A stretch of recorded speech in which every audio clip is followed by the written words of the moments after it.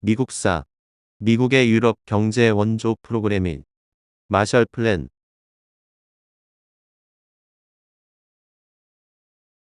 마셜 플랜 또는 공식적으로 유럽 부흥 계획은 제2차 세계대전 이후 유럽의 황폐화된 동맹국을 위해 미국이 계획한 재건, 원조 계획입니다. 미국의 국무장관 조지 마셜이 제창했기 때문에 마셜 플랜 또는 마셜 계획이라고도 불리며 황폐해진 유럽을 재건축하고 미국 경제를 복구시키며 공산주의의 확산을 막는 것이 목적이었습니다. 유럽 부흥 계획은 1947년 6월에 있었던 구미 회의에서 조직되었는데 미국은 소련과 그 동맹국에게도 정치적 개혁과 외부 감독을 받는 조건하에 동일한 원조 계획을 제시했었습니다. 그러나 사실 소련이 이 계획에 이점을 취할 것을 우려해 미국은 일부러 받아들이기 곤란한 조건을 제시했었으며 물론 소련은 제안을 거절했습니다. 미국 입장에서 독소전쟁을 영토에서 7억 2천만 명의 사상자가 나온 소련, 나치 독일과 소련에 의해 쑥대밭이 된 폴란드, 체코슬로바키아, 루마니아, 유고 등 동유럽 국가들 역시 지원을 받을 명분은 충분했습니다. 그러나 이 계획은 기본적으로 브레튼 우즈 협정과 아바나 헌장, 그리고 바트를 기반으로 하는 세계적 자유경제체제를 수용해 국내 시장을 국제적으로 개방할 것을 요구하고 있었습니다. 또한 효과적인 원조 제공과 재건 작업을 위해 정치적 개혁 작업에 착수할 것과 외부 국제기구의 지속적 감독을 받을 것, 그리고 타 참여국들과 지속적으로 협력할 것이 요구되었습니다. 또한 미국은 이 원조 계획에 이탈리아, 오스트리아 등 과거 추축국인 국가들을 포함시켰으며 여기에 미국과 영연방군 점령 하에 서부 독일 지역 또한 지원 대상에 포함했습니다. 이런 조건들은 소련 입장에서는 받아들일 수 없는 것인데 소련은 공산주의 독재 체제를 유지하고 싶었고 장기적으로 서유럽과 북유럽에서 소련의 영향력을 확장해 이들을 소련의 영향권으로 끌어들일 의지가 있었습니다. 마셜 플랜은 미국 국무장관 마셜이 제안한 것으로 트루먼 독트린의 연장선으로 볼 수 있는데 트루먼 독트린은 미국이 세계에 공산주의가 퍼지는 것을 막는 사명을 다할 것이며 세계의 패권을 차지하겠다는 선포입니다. 세계를 제패하려면 우선 유럽, 특히 서유럽을 차지해야 했는데 제2차 세계대전이 끝난 후 미국이 맞닥뜨린 시급한 문제는 소련의 서유럽 침공이 아니라 서유럽의 경제 악화로 공산주의 세력이 확산되는 현상이었습니다. 전쟁이 끝나고 2에서 3년 동안 서유럽은 모든 상황이 최악이었는데 공장에는 사람이 없고 철도는 파괴되어 운행되지 못하고 논밭은 잡초로 우거졌습니다. 또 에게에서 북해에 이르기까지 기아에 허덕이며 혼란에 빠진 처참한 모습이었는데 1946년 말 서유럽에는 아주 보기 드문 강추위가 몰아닥쳤고 폭설 후에 홍수가 나 강이 범람했습니다. 이 영향으로 영국의 절반이 넘는 산업이 마비되었으며 농업 생산은 19세기보다 낮은 수준으로 하락했는데 1947년 1월 20일에 영국 정부는 공개적으로 자국이 매우 위험한 상태에 놓였다는 점을 인정했습니다. 이런 여러 가지 이유로 전쟁 이후 서유럽 각국은 정치 상황이 매우 불안정했고 정부에 대한 국민의 불만은 갈수록 쌓여만 갔는데 1947년 4월에 프랑스 르노 자동차 공장에서 처음으로 노동자 파업이 일어났습니다. 그리고 이것은 5월과 6월을 지나며 각 산업의 전국적인 파업으로 확산되어 프랑스의 광공업 기업과 주요 철도 노선은 거의 마비되다시피 했고 영국, 이탈리아, 벨기에 등 국가에서도 노동자 운동이 빠르게 진행되었습니다. 반파시즘 투쟁을 하면서 단련된 프랑스 공산당은 프랑스에서 가장 영향력 있는 대정당이 되어 노동조합원 500만 명이 가입된 프랑스 총노동조합을 통제했습니다. 당원 250만 명이 있는 이탈리아 공산당은 대중에게 명망이 꽤 높았는데 이처럼 서유럽의 위기가 확산되고 공산주의 세력의 영향력이 높아지자 미국은 두려움에 휩싸였습니다. 이에 대해 미국 국무장관 마셜은 미국이 유럽 국가의 자립을 지원하지 않는다면 복정으로 가는 걸음을 피할 수 없을 것이다라고 강력하게 경고했습니다. 마셜 플랜의 진행 1947년 4월 26일 모스크바 외무장관 회의를 마치고 귀국한 미국 국무장관 마셜은 미국 정부에 즉시 서유럽을 원조해야 한다고 요청했는데 하버드 대학교 졸업식에 참석한 마셜은 연설을 했습니다. 유럽의 경제 부흥을 지원하고 전략적으로 중요한 유럽을 사로잡을 방안을 제시했는데 먼저 서유럽 국가들이 자체적으로 부흥 계획을 제정할 것을 호소했습니다. 이것은 유럽인의 일입니다. 미국의 역할은 그들이 부흥 계획을 세우고 시행할 때 우호적으로 협조하고 그것을 지지하는 것입니다. 이 계획은 모든 유럽 국가는 아닐지라도 여러 국가의 동의를 얻은 공동 계획이어야 합니다. 우리 정부는 특정한 나라 또는 이념에 대항하는 것이 아니라 기아, 빈곤, 절망, 혼란에 대항하려는 것입니다.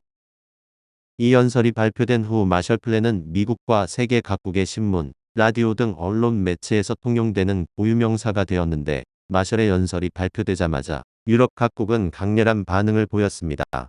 1947년 7월 12일에 영국, 프랑스, 오스트리아, 벨기에, 덴마크, 그리스, 아이슬란드, 아일랜드, 이탈리아, 룩셈부르크, 네덜란드, 노르웨이, 포르투갈, 스웨덴, 스위스, 터키 등 16개국이 유럽경제협력위원회를 창설했습니다.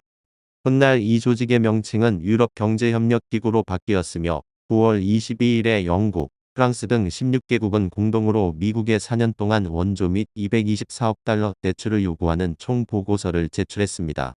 미국 대통령 트루먼은 국회에 미국의 유럽 부흥 계획 지지에 관한 교서를 제출했고 이후 그는 1948년 4월 3일에 국회에서 통과한 유럽 부흥법에 서명하고 마셜 플랜을 전문으로 실시하는 경제협력국을 설립했습니다. 이때 폴 호프먼이 경제협력국 국장으로 임명되었으며 처음에 마셜 플랜은 5개년 계획이었으나 미국은 이를 1951년 말에 앞당겨 마무리하기로 하면서 이를 보완할 공동 안보 계획을 발표했습니다. 1948년 4월 3일부터 1952년 6월 말까지 미국 국회는 예산 131억 5천만 달러를 투입했는데 영국이 가장 큰 수혜국으로 32억 달러를 원조받았습니다.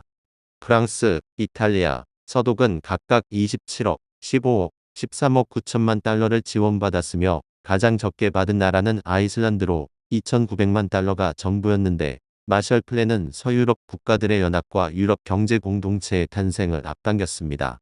미국은 소련에 대항하기 위해 유럽이 자국이 통제하는 경제를 기반으로 군사상 강력하고 정치적으로 안정된 모습으로 발전하길 바래서 미국은 마셜 플랜을 제안할 때 서유럽 연합을 격려하고 찬성했습니다. 당연히 이런 미국의 천문학적인 지원을 받은 서유럽과 북유럽 국가들은 빠르게 재건되었고 심지어 세계대전 이전보다도 훨씬 더 부유한 국가로 거듭날 수 있었습니다. 그 결과 서유럽과 북유럽 국가들 사이에서 미국에 대한 호감도가 높아지면서 이들 국가들의 대부분은 냉전 기간 동안 굳건하게 미국 편에 섰고 프랑스 같은 이단아들도 미국 편에 남아있게 되었습니다. 또한 공식적으로 중립을 표명한 오스트리아나 스위스, 스웨덴 같은 국가들에게도 지원을 제공해 미국과 같은 자유민주주의 국가들로 남았으며 친미 성향의 중립국으로 미소 관계를 미국에 유리하게 중재했습니다. 또 독일과 이탈리아 등 과거의 추축국도 적절히 지원해 제1차 세계대전 이후처럼 다른 마음을 먹는 불상사를 막아 이들도 강력한 미국의 동맹국이 되어 21세기 패권국으로 미국을 확립하는 데 중요한 영향을 끼쳤습니다. 마셜 플랜 그 후 원조 계획이 끝난 후 모든 분야에서 서유럽과 북유럽의 산업은 크게 부흥했는데 유럽인들은 고속도로, 철도, 항만, 발전소 등 사회 인프라들을 미국의 경제적 지원과 기술 지원 아래 재건했고 나아가 크게 확장했습니다. 그리고 그 후 오일 쇼크 이전까지 20년 동안 서유럽과 북유럽 국가들은 유례 없는 성장과 번영을 누렸는데 계획을 입안한 마셜은 이에 따른 공로를 인정받아 노벨 평화상을 수상했습니다. 또 마셜 플랜은 유럽 내 관세 장벽을 철폐하고 경제 수준을 맞추기 위해 설치한 기구 등을 통해 유럽연합으로 이어지는 공동체 창설의 첫 계기가 되었는데 이것들은 미국의 경영 방식을 도입하기 위해 만들어진 것이었습니다. 한편 소련은 마셜 플랜에 대항하기 위해 1947년에 동구권 국가들의 경제 협력 강화 계획인 몰로토프 플랜을 입안해 1949년 1월부터 실행했으며 일명 코메콘이라 불리는 경제 협력 기구를 설립했습니다. 다만 소련의 자본과 기술 역량이 미국에 못 미쳐 이들 국가의 경제 규모는 작지 않았으나 삶의 질은 미국과 일본, 영연방 선진국들, 서유럽과 북유럽의 그것에 미치지 못했고 이것이 훗날 냉전이 끝나는 원인 중 하나가 됐습니다. 1948년에 마셜 플랜을 받아들인 유럽 16개국은 유럽경제협력기구를 결성했고 이어서 1954년에는 무역 및 결제 자유화를 촉진하는 유럽지급 동맹이 탄생해 1950년대 말에 서유럽 공동체가 건설되는 기반을 마련했습니다.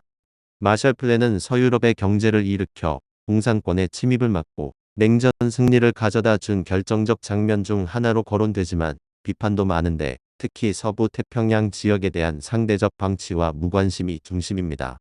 미국이 유럽만큼 동아시아에는 신경 쓰지 않았다는 것이며 이렇게 유럽의 정신이 팔려 자원을 총동원하는 사이 관심 바뀐 아시아에선 국공내전으로 인해 국민당의 패배, 6.25 전쟁, 인도차이나 전쟁 등이 일어났습니다. 마셜 플랜은 당시 국무장관 딘 애치슨의 머리에서 나왔는데 둘 다 유럽에 비해 아시아에는 확실히 무관심해 그들이 중국 대륙이 공산화되는 것을 방치하고 한국 전쟁이 일어난 것에 대해 책임이 있다고 비판받았습니다.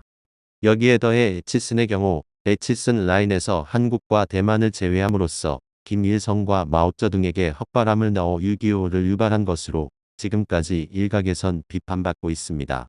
미국의 상대적 무관심과 방조가 중국 사태에 어느 정도 기여한 것은 사실이었고 중국의 사회주의화에서 시작된 아시아에서의 도미노는 결국 6.25 전쟁과 진몬포격전, 인도차이나 전쟁까지 이어졌다는 평가를 받습니다. 실제로 예상치 못한 중국 공산당의 승리와 중화인민공화국의 건설이라는 성과를 거둔 이후 소련은 동아시아 지역에 급관심을 가져 김일성과 호치민으로 대표되는 사회주의자들을 후원했습니다. 한반도 전역과 인도차이나 지역을 사회주의 세계로 끌어들일 계획을 세웠는데 미국이 마셜 플랜으로 소련을 자극하면서도 서부 태평양에 대해서는 무관심했던 것이 곳곳에서의 충돌을 야기했다는 것입니다. 오늘 미국사는 미국의 유럽 경제 원조 프로그램인 마셜 플랜이었습니다.